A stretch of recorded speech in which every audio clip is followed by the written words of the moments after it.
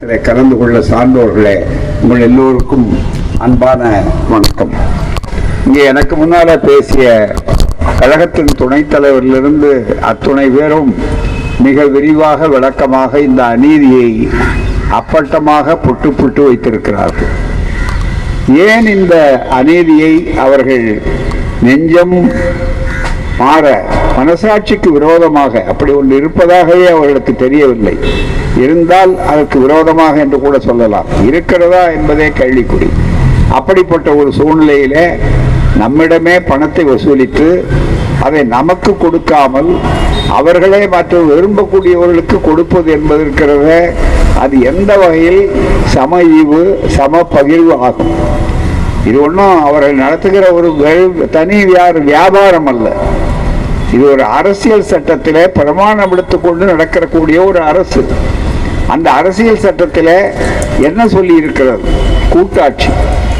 அந்த அரசியல் சட்டத்திலே நடைபெறக்கூடிய கூட்டாட்சி இது இந்தியா என்பதற்கிறத, அது பல மாநிலங்கள் கொண்ட ஒரு கூட்டாட்சி என்றுதான் அரசியல் சட்டத்தினுடைய முதல் பிரிவே தொடங்குகிறது. India, that is Bharat, shall be a union of states என்று ஆரம்பிக்கிறது. இது பல மாநிலங்கள் சேர்ந்த ஒரு கூட்டாட்சி. அதை நேரடியாக மறுக்கக்கூடிய தத்துவத்திலே உள்ளே அவர்களுக்கு அந்த கூட்டாட்சி பிடிக்காது. ஒன்றுபட்ட ஒரு ஆட்சியாகத்தான் இருக்க வேண்டும், ஏகத்துவ ஆட்சியாகத்தான் இருக்க வேண்டும். அதுதான் யூனிட்டரி ஸ்டேட் என்று ஆங்கிலத்திலே சொல்வார்கள். ஒரே ஒரு அரசு இருக்க வேண்டும், ஒரே அரசு தான். பல மாநில அரசுகள் இருக்கக்கூடாது, மாகாணங்களே இருக்கக்கூடாது. இதுதான் இங்கே மதிவதனி அவர்கள் கூட சுட்டி காட்டியது மாதிரி கோல்வால்கருடைய புத்தகம் அவருடைய தத்துவ கருத்தாக தான். அவர்களுக்கு யாருக்கும் மாநிலங்களே இருக்கக்கூடாது. ஆனாலும் அதை வெளிப்படையாக காட்டிக்கொள்ள முடியாது அவர்களால். அதனால அவர்கள் ரொம்ப தந்திரமா ஆர்எஸ்எஸ் பதவிக்கு வந்த உடனே அவர்கள் ஒரு வார்த்தையை கண்டுபிடிச்சாங்க, ஏமாற்று வேலை. எல்லாமே பார்த்தீங்கன்னா அங்கே மேலே விஷத்துக்கு சர்க்கரை உருண்டை தடவிற மாதிரி, விஷம் தான் அதுக்கு சர்க்கரை தடவின மாதிரி இருக்கும். அது சர்க்கரை முதல்ல இனிக்கிற மாதிரி இருக்கும், பிறகு அது உயிரையே கொன்று விடும். அது மாதிரி அவருக்கு ஒரு வார்த்தையை கண்டுபிடித்தார்கள் அவர்கள். அதுக்கு என்ன சொல்லு என்று சொன்னால், இன்று வரையிலே சொல்லிக் கோஆபரேட்டிவ் ஃபெடரலிசம் என்று சொல்லுகிறார்.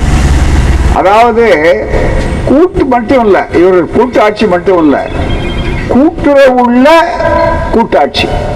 இந்த கூட்டாட்சினாலே கூட்டுறவு தான் ஐயா. அதுக்கு மேல ரொம்ப புத்தாலித்தனமா இருக்கு அந்த வார்த்தையை. முதல்ல பெரிய அறிவாளிகள் கண்டுபிடிச்ச வார்த்தைங்கிறான். மிக முக்கியமா கூட்டாட்சி என்று சொன்னாலே, மிக ஃபெடரேஷன் என்றாலே கூட்டுதான். கூட்டுறவு உள்ள கூட்டாட்சின்னா என்ன அர்த்தம்? எது இல்லையோ அதை சொல்றான். அதுதான் மிக முக்கியமானது, கோஆபரேட்டிவ் ஃபெடரலிசம்.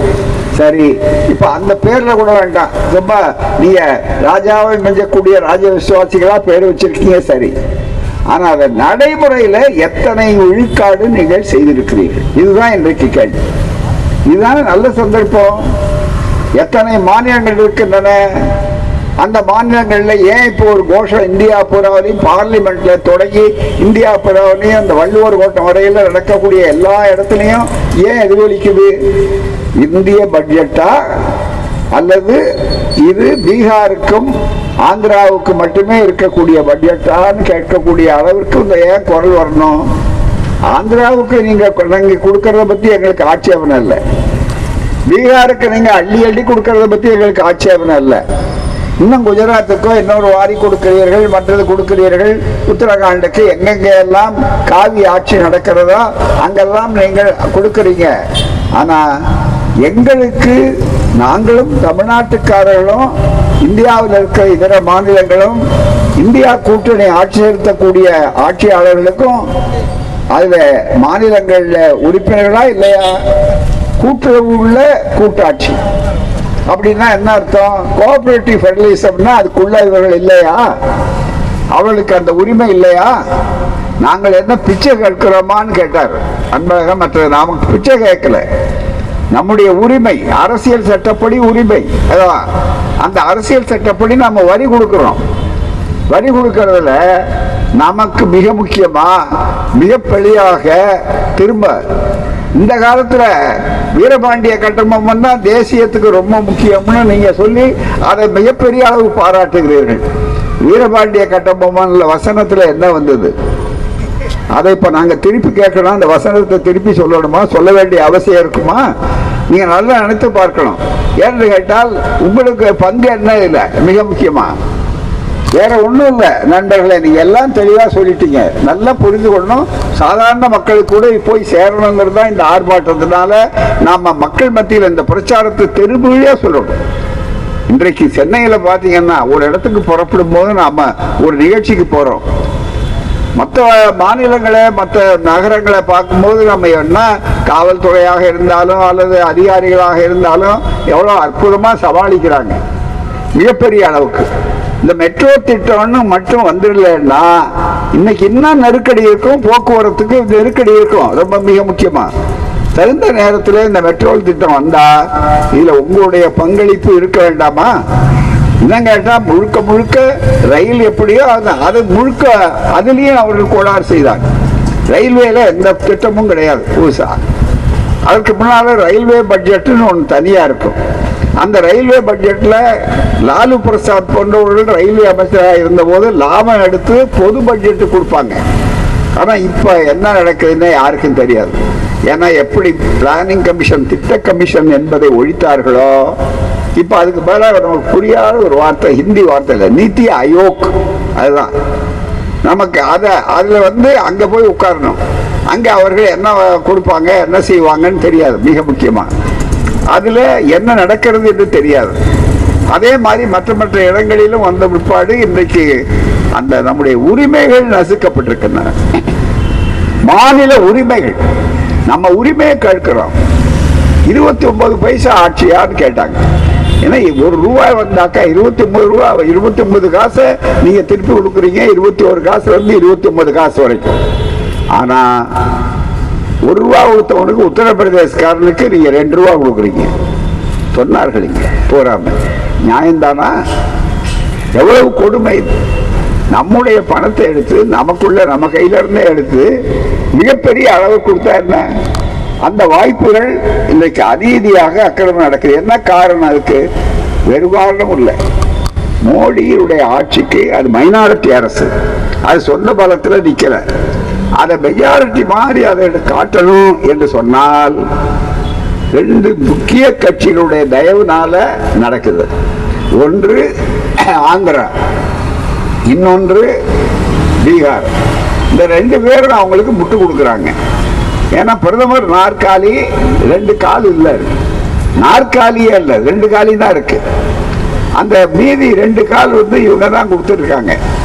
அந்த 2 காலம் ஆடிக்கிட்டே இருக்கு அடிக்கடி. தயம் அவருக்கு இந்த 2 காலம் இருக்கான்னு. அதுக்கு இத்தனை 1000 கோடி கொடுத்தாங்கன்னு சொன்னாங்க பாருங்க. 58,000 கொடுத்தாங்களா? வெள்ளம் வரதுக்கு முன்னாலே 11,000 கோடி கொடுத்தாங்களேன்னு சொன்னார்களே. அந்த 2 என்னன்னா இவங்க போட்ட ஃபெவிகால். இந்த ஃபெவிகால் இருக்கு பாருங்க, அந்த நாற்காலிக்கு பதிலாக ஃபெவிகால். அதுதான் மிக முக்கியம். அந்த 2 காலுக்கு ஃபெவிகால் ஓட்டுறாங்க. எப்படி? நம்ம பணத்தை எடுத்து. அந்த வீட்டுனையே என் பொண்டாட்டி கையேன்னு தமிழ்நாட்டில் சாதாரணமா கிராமத்துல சொல்லுவாங்க. மிக முக்கியமா அது மாதிரி நாம கொடுத்த வரி பணத்தை எடுத்து அதை நியாயமா விநியோகம் செய்யாம அவர் என்ன பண்றாரு? தான் ஆடுற நாற்காலிக்கு ஒட்டுறதுக்கே செலவு பண்றாரு. எனவே இது ஃபெவிகால் பட்ஜெட், அவ்வளவுதானே தவிர சொந்தக்கால் பட்ஜெட் அல்ல. மிக முக்கியமா எனவே தான் நீங்க ஏற்கனவே உங்களுக்கு கட்சியே மிஸ் காலில் நடந்தது. உங்க கட்சி சொந்த காலில் நடந்ததே இல்லை. பிஜேபிக்கு என்னன்னா மிஸ் கால் நீங்க. நாங்க அப்பவே கேட்டோம், சொந்தமான கால் இல்லாத மிஸ் காலில் நீங்க எப்படியா வளர முடியும்னாரு. அது வளராம பாத்துக்கிறதுக்கு நல்ல வாய்ப்பா ஒரு அண்ணாமலையை கொண்டு வந்து வச்சாங்க. அதுதான் ரொம்ப ஒரு பாராட்ட வேண்டிய விஷயம். மிக முக்கியமா தப்பித்தவரை கூட பிஜேபி வளர்ந்துடக்கூடாதுங்கிறத அந்த மொத்த குத்தகை அவர் எடுத்துக்கிட்டு இருக்கிறாரு. அதனால் நாம அனாவசியமா பேசி நம்ம தொண்டை தண்ணியை பேச வேண்டிய அவசியமே கிடையாது. மக்களை அவரே பார்த்துக்குவார். மிக முக்கியமா அவர்கள் முன்னுரை எழுதினா முடிவுரை எழுதுவதற்கு தான் நான் வந்திருக்கிறேன்னு சொல்லக்கூடிய அளவுக்கு தமிழ்நாட்டில் முடிவுரையை காட்டிட்டார். மிகப்பெரிய அளவா அதை வரப்போகுது, இதை வரப்போகுது, அதை வரப்போகுது. இந்த மோடி வித்தைங்கிறத ஒரு வித்தையா இதுதான். மிக முக்கியமா முன்னாலெல்லாம் மோர் மார்க்கெட்ல இப்போ தெரியும், பழையவங்களுக்கு வயசான இளைஞர்களுக்கு மோர் மார்க்கெட் தெரியாது. நம்ம பின்னால கார்பரேஷன் பக்கத்துல பின்னால இருக்கோம். அங்கெல்லாம் வந்த உடனே பாம்புக்கும் கீரிக்கு சண்டை அப்படின்னு உட்கார்ந்து ஒரு பெரியவர் சொல்லுவார், வித்தக்காரர் வந்து. எல்லாரும் திடீர்னு சத்தம் போட்ட உடனே எல்லாரும் கும்பல் சேருவாங்க. சேர்ந்த உடனே கடைசியா பாம்பும் கீரி சண்டை போட போகுது அப்படின்னாரு. எல்லாருக்கும் ஆச்சரியப்பட்டு நம்ம சொல்லுவான்.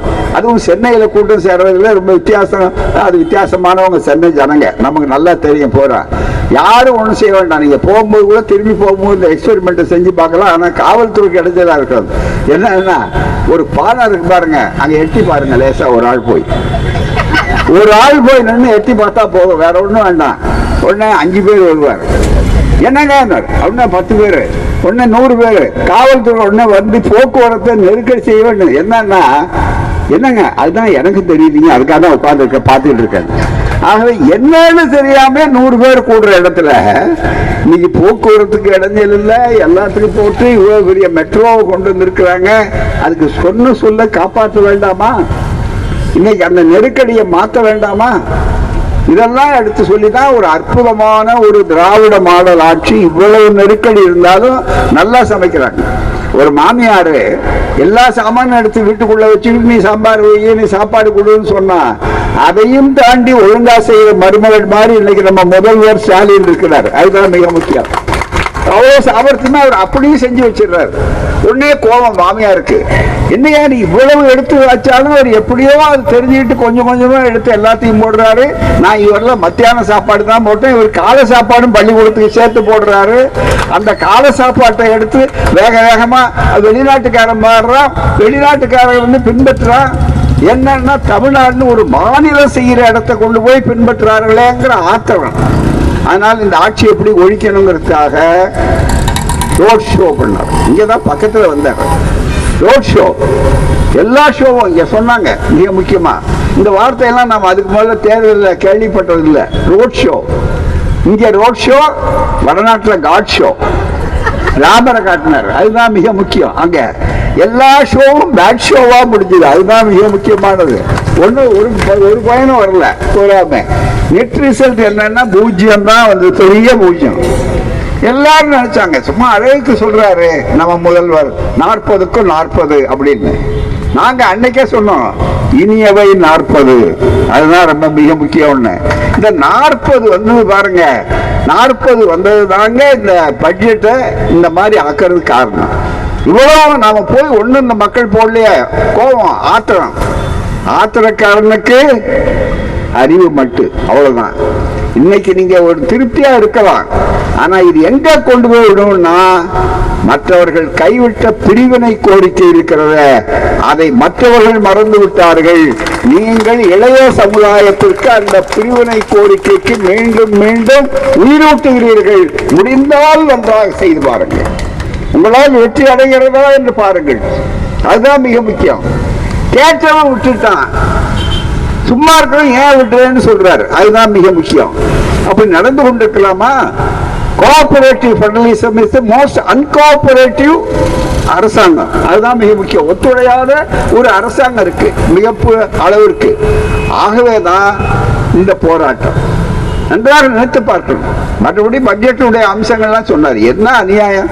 ஆரம்பத்திலிருந்து இந்த 3வது முறையா வந்தவன்னு மாறு தட்டுக்கிறீர்களே, இந்த 3வது முறையில இந்தியா முழுக்கவும் சரி, அல்லது நீங்க வந்திருக்கிற பெரிய திட்டங்கள் வந்தாலும் எந்த மாநிலத்திலாவது அரசாங்க சார்பாக ஒரு பெரிய திட்டத்தை நேரு காலத்தில் இருந்ததை போல, காங்கிரஸ்காரர்கள் ஆண்ட காலத்தில் செய்ததை போல பெரிய திட்டம், நெய்வேலி திட்டம், அதே மாதிரி மற்ற இடங்கள், அதே மாதிரி திருச்சி தமிழ்நாட்டை எடுத்துக்கொண்டால் இப்ப நவரத்னங்கள்ல ஒண்ணு என்று சொல்லக்கூடிய திருச்சி கனரக என்ஜினியரிங் தொழிற்சாலை, இந்தியாவில் பூரா பார்த்தீங்கன்னா அணைகள் என்று சொன்னால் பாக்ரா நங்கல் போன்ற அணைகள், இது அத்தனை இல்லையே. ஒன்னே ஒண்ணு நீங்க என்ன சொல்லுவீங்க, பட்டேல் செலவு 3000 கோடிக்கு நாங்க செலவு பண்ணி மாநில அரசு சார்பா வச்சோன்னு சொல்றதுதான் இருக்க முடியுமே தவிர, எதுக்காக வச்சீங்க? பட்டேலுக்கு நன்றி செலுத்துறதுக்காக பண்ணிருக்கீங்க. ஏன்னா இயக்கத்தை தடை செய்யப்பட்ட போது, காந்தியார் கொல்லப்பட்ட போது தடை செய்த ஒரு இயக்கத்தை மீண்டும் அந்த தடையை நீக்க கூடாது. இவர்களுக்கு கொள்கை கிடையாது, ரிட்டர்ன் கான்ஸ்டிடியூஷன் கிடையாது, ஆகவே அது கூடாது என்று நேரு பிரதமர் வலிபோது ரொம்ப பிடிவாதமா இருந்தார். அப்போ உள்துறை அமைச்சராக இருந்த சர்தார் வல்லபாய் பட்டேல் குஜராத்தை சார்ந்தவர், TR வெங்கட்ரமண சாஸ்திரி என்ற ஒருவர் தான் குறுக்க சமரசம் பண்ண போனார், தமிழ்நாட்டு பார்ப்பனர். இவர்கள் தான் அந்த நேரத்தில் பேசினார். கோல்வால்கர் 9 லெட்டர் எழுதி இருக்கிறார். சரி, நாங்க இனிமே அப்படி இருப்போம், எங்க ஆளுகளை விட்டுருங்க. அது அவ்வளவா ஆதாரபூர்வமா இருக்கு, பத்திரிக்கை இருக்கு. அதுக்கு பிறகு அந்த தடையை நீக்கினாங்க. அது முதல் முறை. 3 முறை தடை செய்யப்பட்ட ஒரு இயக்கம் இந்த இயக்கம். அதனுடைய நன்றி உணர்ச்சியாக கூட இருக்கலாம், அதை பத்தி நமக்கு கவலை இல்லை. ஆனால் இந்த நாட்டு நமக்கு வர வேண்டிய பங்களிப்பு நியாயமா வர வேண்டாமா? ஒரு சின்ன உதாரணம், 2 முறை வெள்ளம், தூத்துக்குடியில வெள்ளம், சென்னையில வெள்ளம், இங்க எல்லாரும் சொன்னாங்க. அந்த நேரத்தில் தேசிய பேரிடர் கேட்டாங்களே, என்ன வெறும் 200 கோடி தானா? 37,000 கோடி கொடுக்க வேண்டிய இடத்துல, அதுவும் அடுத்தடுத்து. மிக முக்கியமா தேசிய பேரிடர் நிவாரண நிதி, அதுக்கு பேரு தேசிய பேரிடர். இந்த ஆட்சியே தேசிய பேரிடர் தான், அதுல ஒரு சந்தேகமே இல்லை. மிகப்பெரிய அளவுக்கு அந்த தேசிய பேரிடர் நிவாரணங்கிறது பொதுவான நிதி. எங்க இருந்தாலும் உடனே போகணும். இன்னைக்கு ரொம்ப வருத்தத்துக்குரிய ஒரு செய்தி, கடந்த 2 நாட்களாக கேரளாவில் எத்தனை பேர், ஒரு சுமார் 160 பேருக்கு மேல என்ன காணாமல் போயிருக்காங்க, கண்டுபிடிக்க முடியலன்ற வேதனையான மிக வருந்தது. எந்த பாகத்தில் நடந்த, அவர்களும் மனிதர்கள், அவர்களும் நம்ம சகோதரர்கள். மிகப்பெரிய சோதனை கேரளாவில். உடனே எல்லா இடத்திலும் தேசிய பேரிடர் உதவுங்கள், மற்றது செல்லுகிறார்கள், போய் உதவுகிறார்கள். அது மாதிரி ஒரு இடத்துல ஆபத்துன்னா உண்மையிலேயே ஒன்றுபட்டிருந்தா என்ன செய்யணும்? காலில் அடிபட்டா தலை வரைக்கும் வலிக்கும். அதுதான் உடம்பு ஒன்னா இருக்குன்னு அர்த்தம். காலில் அடிபட்டா ஒண்ணுமே தெரியலீங்க, அது பாட்டு ரத்தம் போயிட்டு இருக்கு, அவருக்கு ஒண்ணும் தெரியலன்னா அதுக்கு சம்பந்தம் இல்லாத கெட்டு போச்சுன்னு அதுக்கு அர்த்தம். அப்படிப்பட்ட ஒரு சூழ்நிலை இன்றைக்கு இருக்கிறது. தேசிய பேரிடர் அந்த நிதிதான கேட்டார். நீங்கள் அங்கே அள்ளி கொடுக்கிறீர்கள், ஆனால் தமிழ்நாடு போன்ற மாநிலங்களுக்கு, கேரளா போன்ற மாநிலங்களுக்கு, இந்தியா கூட்டு நடக்கக்கூடிய கர்நாடகா போன்றவைகளுக்கு, அல்லது வேறு தெலுங்கானா போன்றவைகளுக்கு, அல்லது மற்ற வடநாட்டில் இருக்கக்கூடிய மற்ற இடங்களுக்கெல்லாம் கிள்ளியும் கூட கொடுக்கவில்லை. அள்ளி கொடுங்கள், ஆனால் கொஞ்சம் கிள்ளி கூட கொடுப்பதற்கு உங்களுக்கு மனம் இல்லை.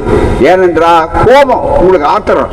நாமெல்லாம் போய் இத்தனை தடவை போனோம், 9 முறை படையெடுத்தோம், எல்லாம் பண்ணிட்டு கடைசியா தியானம் கூட பண்ணி பார்த்தோம். தியானம் பண்ணி கூட தானம் பண்ணி எல்லாம் பார்த்து என்னமோ கேட்டு பார்த்தோம். ஆனா ஒண்ணு நடக்கலையே. இவர்களை பழிவாங்க வேண்டுமானால் இதுதான் என்று நினைத்து நீங்கள் தமிழ்நாட்டு அரசை, திமுக அரசை, ஒரு இந்த அரசு நாம இவ்வளவு நெருக்கடி பண்ணாலும் அவர் என்னென்னோ திட்டங்கள் போடுறாரு. 1,500 ரூபாய் பெண்களுக்கு வருது, 1000 பிள்ளைகளுக்கு கொடுக்குறாங்க, காலையில உணவு திட்டம்னாரு. சரி, நாம நிதியை நெருக்கி பிடிச்சா இன்னும் அந்த திட்டத்தை நடத்த முடியலன்னு விட்டுருவாரு. அதை வச்சு நாம பிரச்சாரம் பண்ணலான்னு சொன்னா அவர் என்ன பண்றாரு? திரும்ப இதுவரையில அரசாங்க பள்ளியில இருந்தது இப்ப தனியார் உதவி பெறக்கூடிய பள்ளிக்கு சேர்த்து நீட்டி போங்கிறாரு. என்னையா நாம செய்ய வளருத அப்படின்னு அந்த கோபம், ஆத்திரம் தான் அவங்களுக்கு உச்சகட்டம் வருது. அதுக்காக தான் அங்க வெங்காயம் சாப்பிடாத, பூண்டு சாப்பிடாத நிதியமைச்சர். அவங்களுக்கு கோவம், வெங்காயம் பூண்டு எல்லாம் சாப்பிட மாட்டாங்க. என்னையா விலையேறி போச்சுன்னு கேட்டா நான் அதை சாப்பிட்றது இல்லைங்க. இதுதான் நிதியமைச்சருடைய மிகப்பெரிய நுண்ணிய அறிவு, மிகப்பெரிய அளவிற்கு. ஆகவே நண்பர்களே, நீங்க வெங்காயம் சாப்பிட்றீங்களோ அல்லது பூண்டு சாப்பிட்றீங்களோ, அல்வா சாப்பிட்றீங்களோ, அதை பத்தி எங்களுக்கு கவலை இல்லை. ஆனா எங்கள் மக்கள் உணவு அருந்த வேண்டாமா? எங்கள் மக்களை பட்டினி போடலாமா? நாங்கள் எங்களுடைய பணத்தை கொடுத்து விட்டு, உழைப்பை கெடுத்து விட்டு, எல்லாருக்கும் பங்கு இருக்கு. நீங்க நினைக்கலாம் வருமான வரி கட்டுறவங்க தான் மத்திய அரசாங்கத்துக்கு பணம் கொடுக்குறாங்கன்னு நினைக்காதீங்க. நாம வாங்குற ஒவ்வொரு பொருளுக்கும் விற்பனை வரி போடுறோம், ஜிஎஸ்டின்னு அதை கண்டுபிடிச்சதே தமிழ்நாடு தான். முதல்ல 1938 ராஜகோபாலாச்சாரியார் தான் அந்த விற்பனை வரின்றதை கண்டுபிடிச்சார். தமிழ்நாடு தான் முதல்ல கண்டுபிடிச்சது. ரொம்ப பேருக்கு தெரியாது, மற்றவங்களுக்கு அப்படி ஒரு வரி போடலான்னே தெரியாது. அந்த நேரத்தில் அது விற்பனை வரின்னு வந்தது.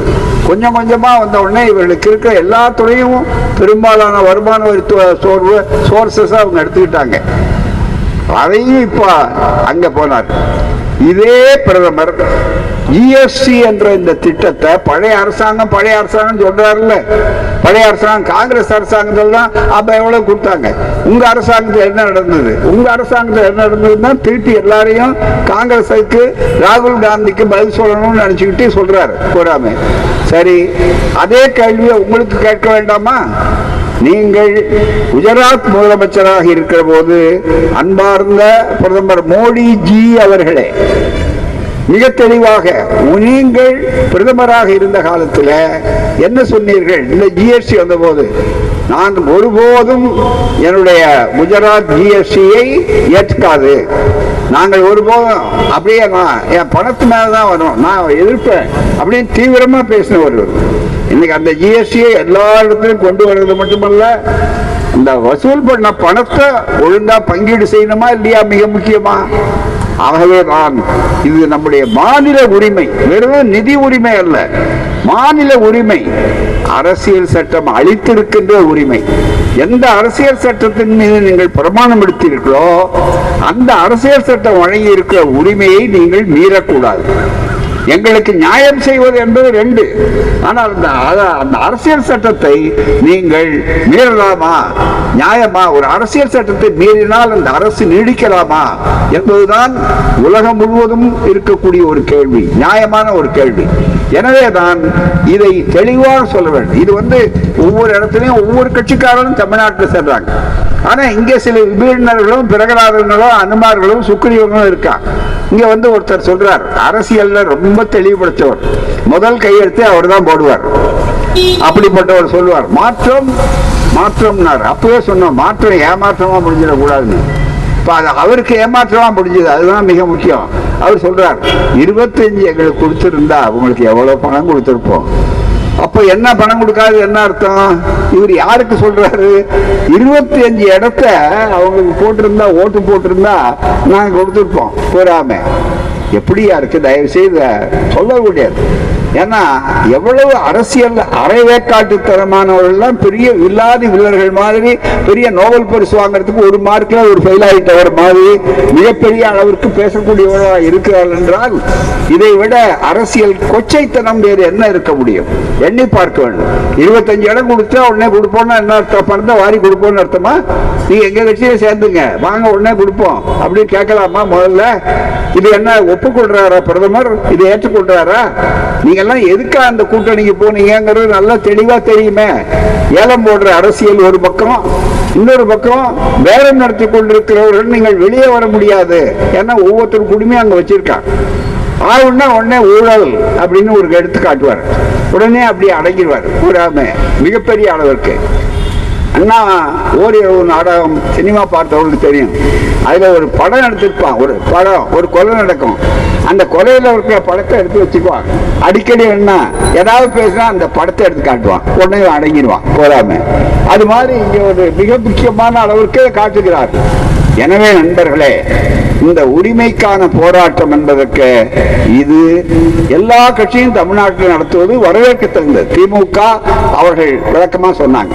இடதுசாரி நண்பர்கள் எல்லாரும் நடத்துறாங்க, விடுதலை சிறுத்தைகள், அது மாதிரி ஒவ்வொருத்தரும் ஒவ்வொரு அமைப்பு இருக்காங்க. யாருக்கெல்லாம் தமிழ்நாட்டுடைய உரிமையும் நியாயத்தில் இருக்கிற உரிமையும் நேர்மையும் அரசியல் சட்ட கடமையும் இருக்க நினைக்கிறோம் அத்தனை பேரும்.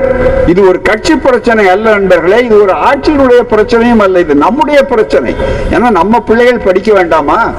நம்ம பிள்ளைகள் கல்விக்கு சொன்னாங்களே, மதிவதன் சொன்னாங்க, கல்விங்கிறது எதிர்காலத்தினுடைய முதலீடு. பட்ஜெட்ல செலவு பண்ணா கல்விக்கு நிதி ஒதுக்கீடு, கல்விக்கு இருக்கிறத விட பல மடங்கு ராணுவத்துக்கு ஒதுக்கி. சரி, ராணுவம் பாதுகாப்புக்கு தேவைன்னு இருக்கலாம், ஆனா கல்விங்கிறது இளைஞர்களுக்கு அல்லவா? காரணம் என்னன்னா குஜராத்ல கல்விக்கு முக்கியத்துவம் கொடுத்ததே கிடையாது. அதே நேரத்தில் வேலை வாய்ப்பு சொன்னாங்க, 2 கோடி பேருக்கு வேலைன்னா 10 கோடிக்கு வந்திருக்கணும், இதுவரையில வரல, அது எல்லாருக்கும் தெரியும். இப்ப என்ன பண்றாங்க, அறவே இங்க தனியார் துறையை வளர்க்கணுங்கிறதுக்காக தான் இப்ப வேலை கொடுத்தா தனியாருக்கு ஒரு லைசன்ஸ் கொடுக்குறீங்க, அவர்கள் வேலைக்கு ஆட்கள் எடுக்கிறாங்க. அப்பதான் ஆட்கள் எடுத்தா அதுக்காக தனியார் துறைக்கு ஒரு பணம் கொடுப்பாங்களாம். அந்த பணத்தை வச்சு நீங்க உங்களுடைய பொதுத்துறையை ஆரம்பிக்க வேண்டாமா? பொதுத்துறை எல்லாம் நசிந்து கொண்டிருக்கிறது, நட்டத்தில் நடக்கிறது. நல்ல பிஎஸ்என்எல் சொல்லக்கூடிய இந்த சாதாரணமா எல்லாரும் கைபேசி வச்சிருக்கோம். அங்க ரொம்ப குறைச்ச விலையில எல்லாருக்கும் மிக தரையா செய்யறது பிஎஸ்என்எல் தான் மிக முக்கியமா. அந்த பிஎஸ்என்எல் காப்பாற்றுறதுக்கு இவன் தயாரா இல்லை. ஏன்னா அதுக்கு பதிலா போட்டியா இன்னொரு அம்பானி அதானி அந்த கம்பெனி தான் வரும். அதை நம்முடைய இவர் வேகமா பேசிட்டார். யாரு? நம்முடைய எதிர்கட்சி தலைவர் இருக்கார் ராகுல். அவர் ரொம்பவும் எந்திரிச்சாலே சிம்ம சிப்பன்மா நினைக்கிறாங்க. அவர் எந்திரிச்ச உடனே அவரை இப்போ தனிப்பட்ட முறையில் ஆராய்ச்சி. அவர் என்ன ஜாதி? அவருக்கு உனக்கு ஜாதி தெரியுமா? என்னையா அர்த்தம்? இது பாராளுமன்றத்தினுடைய தகுதியா? இது பாராளுமன்ற வரலாற்றில் என்னைக்காவது உங்க அப்பாவுக்கு பேர் என்ன, உன்னுடைய தகுதி என்ன, நீ என்ன ஜாதின்னு தெரியுமா? ஜாதிவாரி கணக்கெடுப்பை கேட்கிறீர்களே என்று கேட்கிறார்களே, இது நியாயம்தானா? எவ்வளவு அது பொறுக்காம சபாநாயகரே அதை நீக்கணும்னு சொல்லிட்டாரு. எக்ஸ்பெஞ்சிங் ரிப்போர்ட் அப்படின்ட்டாரு. ஆனா அது தெரிந்தோ தெரியாமலோ நம்முடைய பிரதமர் இருக்காரு பாருங்க, மோடி, அவர் தனியா ஒரு சமூக வலைதளத்துல போடுறாரு. எல்லாரும் அவர் பேச்ச கேளுங்க. ரொம்ப பெரிய அறிவாளி அவர் பேசினவர். அவர் சொல்றாரு அப்படின்னு ரொம்ப பெரிய அறிவாளி, அதனால்தான் மந்திரியா இருந்தவர் மறுபடியும் மந்திரியால கொடுக்கல. அவர் மிக முக்கியமாக அறிவாளியை இவர் அங்கீகரித்தவருடைய லட்சணம் அது போராமே. ஆகவே இப்படிப்பட்ட ஒரு சாதாரண ரொம்ப அவலமா இருக்கிறது, ரொம்ப கேவலமா. அப்படிப்பட்ட ஒரு நிலையில நம்முடைய உரிமை குரல் என்றைக்கும் ஒலிக்க வேண்டும். இது ஒரு துவக்கம். இந்த போராட்டம் எல்லாம் இதோட நிக்கணும்னு நீங்க நினைக்காதீங்க, ஓஞ்சி போச்சுன்னு நினைக்காதீங்க. மிக முக்கியமா தொடர்ந்து போராட வேண்டும். ஏன்னா வலி இருக்கிறவனுக்கு வலி தீர்ற வரையில அவன் சத்தம் போட்டுக்கிட்டு தான் இருப்பான். இது ஒன்றும் மற்றவங்களுக்காக அந்த மயக்க மருந்து கொடுத்துருந்தீங்கன்னா போதும்னு நினைக்கக்கூடிய அளவில் இருக்க முடியாது. எனவே தான் நண்பர்களே, இந்த போராட்டம் இன்னும் பல ரூபத்தில் பல களங்களை காண வேண்டிய அவசியம் வரும். நியாயங்கள் கிட்டும் வரை இந்த போராட்டங்கள் தொடரும். அது மட்டுமல்ல, இந்த மைனாரிட்டி ஆட்சி மீண்டும் மறுபடியும் நல்லா எதிர்பார்க்கணும். இப்ப இருக்கிற போக்குவரத்துல ரொம்ப அழகா ஒரு கருத்தை சொன்னார் பொருளாளர். என்னன்னா, உச்ச நீதிமன்றத்தில் ஒரு அற்புதமான ஒரு தீர்ப்பு, 9 நீதிபதிகள் கொடுத்திருக்கிற தீர்ப்புல என்ன சொல்லியிருக்காங்க, மத்திய அரசுக்கு தான் வரி போடுற உரிமை பாராளுமன்றத்தில் நிறைவேற்றப்பட்டதுன்னு சொல்லி 7 நீதிபதிகள் கொடுத்த தீர்ப்பு தப்புன்னு சொல்லி 9 நீதிபதிகள் மாநில அரசுக்கு தான் ராயல்டி உரிமை உண்டு, ராயல்டி உரிமை இருந்தாலும் தனியா வரி போடலாம்னு சொல்லியிருக்காங்க. தமிழ்நாடு அரசுக்கு இந்த கூட்டத்தின் வாயிலாக எங்களுடைய வேண்டுகோள் என்னன்னா, நெய்வேலி நிலக்கரி, நரிமணம் பெட்ரோல் இவைகளுக்கெல்லாம் முதல்ல அசாமுக்கு மட்டும் ராயல்டி வாங்கினாங்க. திராவிட கழகம் வலியுறுத்தி தான் செவத்துல எழுதி நாங்க தொண்டவர்ல கட்டி பேசி எல்லாம் பண்ண பாடுதான் தமிழ்நாட்டுக்கு அந்த ராயல்டி நீண்ட காலமா கலைஞர் காலத்தை பல காலமா இருந்து இன்னைக்கு தமிழ்நாடு அரசு எந்த அரசு வந்தாலும் வாங்கி கொண்டிருக்கிறது. எனவே தமிழ்நாடு அரசிற்கு எங்களுடைய இந்த கூட்டத்தின் வாயிலாக வேண்டுகோள் என்னன்னா, உச்ச நீதிமன்றத்தில் இந்த தீர்ப்பு நல்லா ஆணி அடிச்சு சொல்லியிருக்காங்க. அதனால பழைய ராயல்டி தொகையை அதிகப்படுத்தி கேளுங்கள், அதுதான் மிக முக்கியம். அப்ப பழைய ரேட்டு வேற, இப்ப ரூபாய் மதிப்பு குறைஞ்சு போச்சு. ஆகவே அதே தொகையை நீங்க கொடுக்க கூடாது. இப்ப அதிகமான அளவுக்கு ராயல்டி நெய்வேலியிலிருந்து எங்களுக்கு கிடைக்க வேண்டும். அதே போலத்தான் மத்திய அரசு கிடைக்க வேண்டும் என்று புதிய வரியை போடுங்கள், புதிய ராயல்டி தொகையை அதிகமாக உயர்த்தி கேளுங்கள். அதன் மூலம் என்ன பதில் வருகிறது என்று மக்களுக்கு தெரியட்டும். எனவேதான் அவர்கள் அப்படி காய நகர்த்தினால் நீங்கள் இப்படி காய நகர்த்துங்கள் என்பது எங்களுடைய வேண்டுகோளாக வைத்து இதை அவசியம் செய்தியாளர்கள் இதற்கு முக்கியத்துவம் கொடுக்க வேண்டும் என்று கேட்டு, நீங்கள் கொடுக்காவிட்டாலும் நாங்கள் தெரு தெருவாக எடுத்து சொல்லுவோம், வீடு வீடாக சொல்லுவோம். ஒரு முறை கலைஞரிடம் கேட்டேன் நான், அவர் முதலமைச்சராக இருக்கிற போது, என்னங்க ராயல்டி எல்லாம் வருதான்னாரு. ஏயா தெருவு பூரா சவுத்துல பூரா எல்லா இடத்துலயும் ராயல்டி ஒண்ணு எழுதினவங்க நீங்க தானையா, அதை பார்த்து நாங்க சும்மா இருப்போமா, ராயல்டி நிறைய வருதுன்னாரு. பரவாயில்ல, சிங்கிள் டீ கூட இல்லாம நாங்க உங்களுக்கு அதை வாய்ப்பு எல்லாம் கொடுத்துருக்கிறோம் என்று வேடிக்கையா நகைச்சுவையா சொன்னான். ஆகவேதான் நண்பர்களே மிக முக்கியம். எனவே இப்போது நாம் எங்கெங்கெல்லாம் வாய்ப்பு இருக்கிறதோ அங்கெல்லாம் மாநில அரசு தங்களுடைய உரிமைகளை நிலைநாட்ட வேண்டும். அதிலே நம்முடைய முதல்வர் இந்தியாவுக்கே வழிகாட்டக்கூடிய முதல்வராக இருக்கிறார். தமிழ்நாடு திராவிட மாடல் ஆட்சி வழிகாட்டி கொண்டிருக்கிறது. எனவேதான் ஒரு பக்கம் திட்டங்கள் வெற்றியடைகின்றன. இது அவர்களுக்கு ஒவ்வொரு முறையும் கோபங்களை உருவாக்குகிறது. கோபம் நிதியிட பக்கத்து நான் எரிப்பதை இழுக்கிறேன், எரிவதை இழுக்கிறேன், கொதிப்பது இருக்குமா என்று கேட்டால் நீங்கள் எவ்வளவு இழுத்தாலும் கொதிப்பதை கொதிக்க வைக்கக்கூடிய ரகசியத்தை தெரிந்தவர் எங்களுடைய முதல்வர். ஆகவே அதை செய்வார். மக்கள் ஆட்சி என்பது மக்களுடைய ஆதரவு இருக்கிறது. எனவேதான் மீண்டும் மீண்டும் போராடுவோம், நியாயத்தை பெறுவோம், வெற்றி பெறுவோம். நன்றி, வணக்கம்.